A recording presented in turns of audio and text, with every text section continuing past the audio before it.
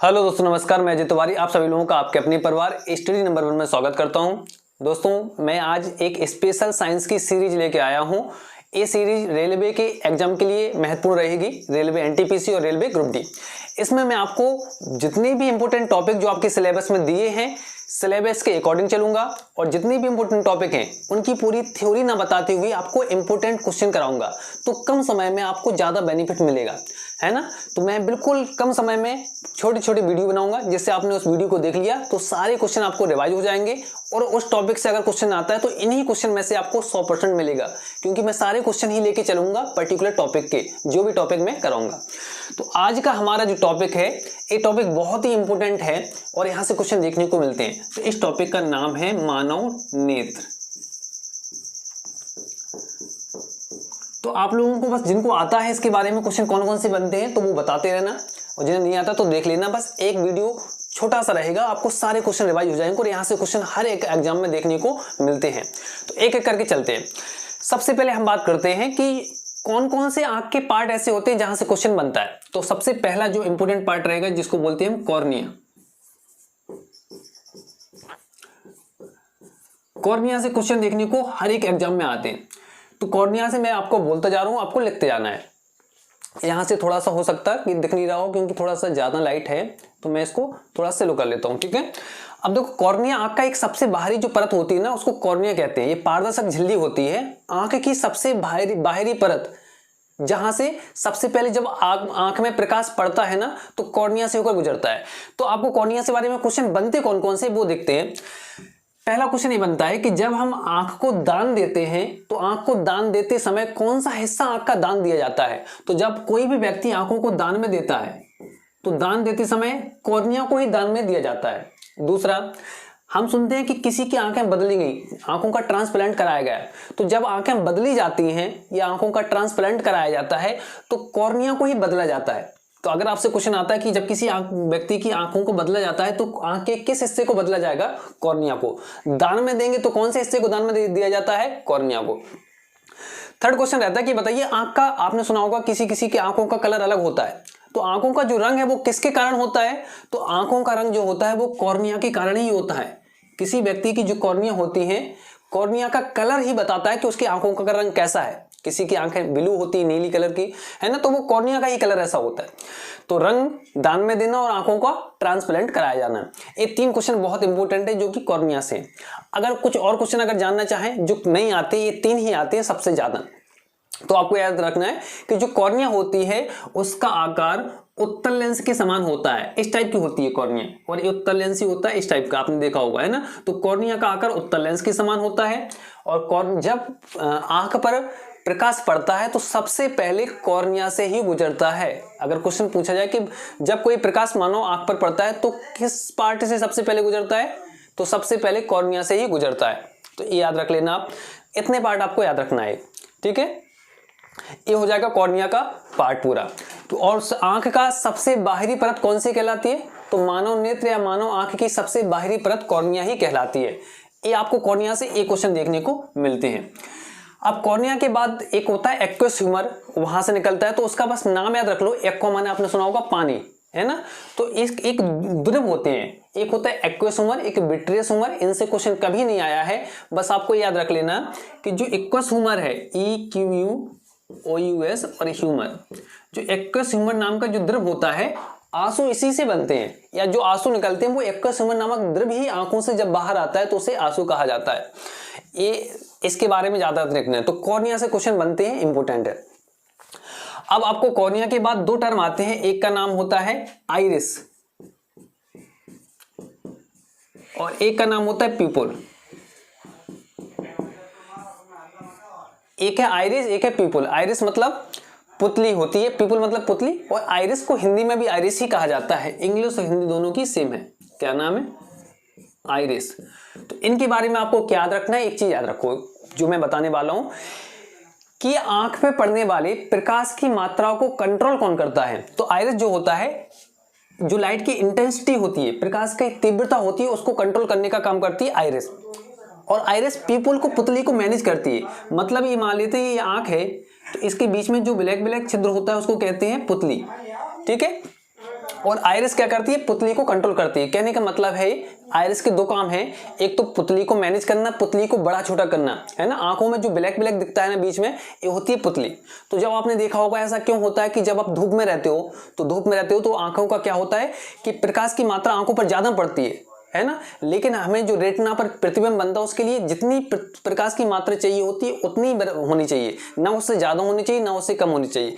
तो जो आइरिस करता है ये देख लेता है अगर ज्यादा प्रकाश आ रहा है, अगर प्रकाश ज्यादा आ रहा है तो उसको पुतली की साइज को छोटा कर देता है, और कम प्रकाश आ रहा है तो पुतली की साइज को बड़ा कर देता है। उल्टा करता है, ज्यादा प्रकाश आने पर पुतली की साइज को छोटा करता है आइरिस, और कम प्रकाश आने पर पुतली की साइज को बड़ा करता है आइरिस। क्यों करता है कि जब व्यक्ति धूप में होता है तो प्रकाश की मात्रा ज्यादा जाती है, तो जितना प्रकाश पहुंचना चाहिए उससे ज्यादा प्रकाश जाता है, तो आइरिस कहता है उसकी साइज को छोटा कर देता है कि ज्यादा प्रकाश आ रहा है जिससे कम प्रकाश जा पाए। ठीक है, इसलिए बोला जाता है कि प्रकाश की मात्रा को कंट्रोल करने का काम कौन करता है। आपसे क्वेश्चन ये कई बार पूछा गया है और आता रहेगा, तो आप बोलोगे आइरिस। अब ये हो गए, कॉर्निया हो गया, आइरिस हो गया, प्यूपिल है पुतली। पुतली के बारे में कोई कुछ नहीं आता कि नेत्र गोलक में जब प्रकाश पहुंचता है तो किसके द्वारा पहुंचता है, तो पुतली के द्वारा पहुंचता है। ठीक है, आंख के बाहरी हिस्सा होता है, पुतली एक छिद्र होता है, जब प्रकाश जाता है तो नेत्र गोलक में होते हुए कहां से पहुंचता है, इस पुतली के द्वारा ही पहुंचता है। तो कॉर्निया हो गया, आइरिस हो गया, पुतली हो गया। अब इसके बाद आपको याद रखना है नेक्स्ट, जिसको बोलते हैं हम अच्छा लेंस के बारे में देख लेते हैं। जो आंखों का लेंस होता है, आंखों का लेंस कौन सा होता है, तो आंखों का लेंस होता है उत्तल लेंस, ये याद रखना। अवतल लेंस ना होंगे, कौन सा लेंस होता है आंखों में, उत्तल लेंस होता है। अब सबसे इंपॉर्टेंट है जिसको हम बोलते हैं रेटिना, क्या नाम है, रेटिना। तो रेटिना से 3 क्वेश्चन आपको इंपॉर्टेंट याद रखना है, लेकिन सबसे पहला जो सबसे इंपॉर्टेंट क्वेश्चन क्या है वो ये है कि किसी भी वस्तु का प्रतिबिंब आंख के किस हिस्से पर बनता है।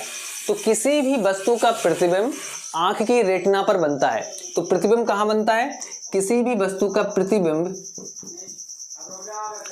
किसी भी वस्तु का प्रतिबिंब आंख की रेटिना पर बनता है। पहला क्वेश्चन याद रखना है कि कोई भी वस्तु हो उसका जो प्रतिबिंब बनता है वो कहां बनता है, रेटिना पर बनता है। प्रतिबिंब कैसा बनता है, आंख की रेटिना पर बनने वाला प्रतिबिंब कैसा होता है, वास्तविक, आभासी, सीधा या वास्तविक उल्टा। ये ध्यान रखना, प्रतिबिंब हमेशा 2 प्रकार के होते हैं, इससे अलावा कोई भी प्रतिबिंब नहीं होता। कहीं भी क्वेश्चन आए लेंस का या दर्पण का कि कैसा प्रतिबिंब बनेगा, तो आभासी के साथ हमेशा सीधा या वास्तविक के साथ उल्टा, ये दोनों ही प्रतिबिंब सही होते हैं। आभासी उल्टा कभी प्रतिबिंब नहीं बनता है या वास्तविक सीधा नहीं बनता है। तो आपको याद रख लेना है, या तो प्रतिबिंब बनेगा आभासी सीधा, आभासी, ये सी पे खत्म हुआ तो सीधा, आभासी एवं सीधा, या बनेगा वास्तविक एवं उल्टा, वास्तविक एवं उल्टा। ठीक है, तो रियल एंड इन्वर्टेड, वास्तविक और उल्टे का मतलब है रियल एंड इन्वर्टेड, और आभासी सीधा का मतलब है, आभासी का मतलब होता है वर्चुअल, ठीक है, और सीधा मतलब इरेक्ट। तो ये याद रखना है। तो इसमें आंखों की रेटिना पर बनने वाला प्रतिबिंब कैसा होता है, अगर हम उसकी बात करें तो उल्टा होता है, और उल्टा प्रतिबिंब हमेशा वास्तविक होता है। तो हम बोलेंगे वास्तविक एवं उल्टा। प्रतिबिंब बनता कहां पर है, तो आंख की रेटिना पर बनता है। प्रतिबिंब कैसा बनता है, तो हम बोलेंगे वास्तविक एवं उल्टा बनता है, वास्तविक एवं उल्टा, रियल एंड इन्वर्टेड। अब यहां पर होता क्या है कि आंखों की रेटिना में बहुत सारी सेल होती हैं। जैसे ही प्रकाश आंखों की रेटिना पर पड़ता है तो वो सेल एक्टिव अवस्था में आती हैं। तो उन सेलों में 2 सेल के नाम याद रखने, बस यहां से क्वेश्चन आता रहता है। तो एक होती है रॉड सेल और एक होती है कोन सेल। रॉड सेल को हिंदी में बोला जाता है क्षण कोशिकाएं, क्या बोलते हैं, क्षण कोशिकाएं।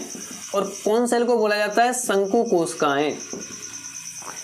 इनका नाम आपको बस इतना याद रखना है कि ये पूछा जाता है कि आंखें जो होती हैं किसी भी कलर को पहचानने का कार्य करती हैं। नीला कलर है, पीला कलर है, हरा कलर है, ये कैसे पहचानती हैं।